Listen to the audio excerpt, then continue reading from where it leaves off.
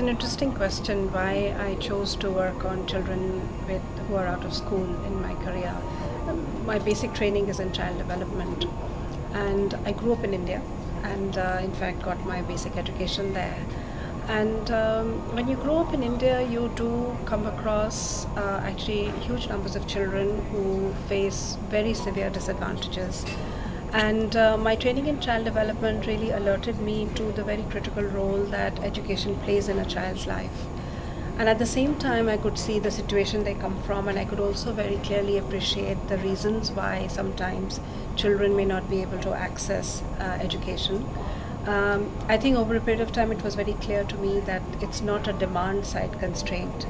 All children want to be educated, and all parents and families and communities want their children to be educated.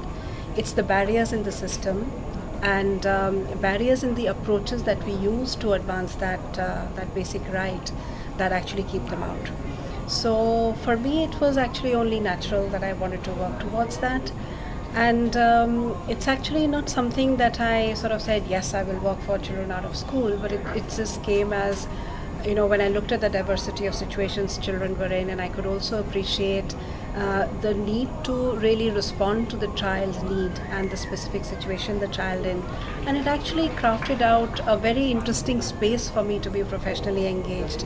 So working right with very young children at the early childhood years, which is what I do, as well as working through school systems, looking at how access issues can be addressed, and took me to some of the very remote parts of India and then subsequently beyond, and also looked at some of the very diverse cultures that children come from, and so it's been a very rich fabric. So it's been as much an engagement on that account as in understanding the meaningfulness of this engagement with children who are out of school and making sure that they have an access to education.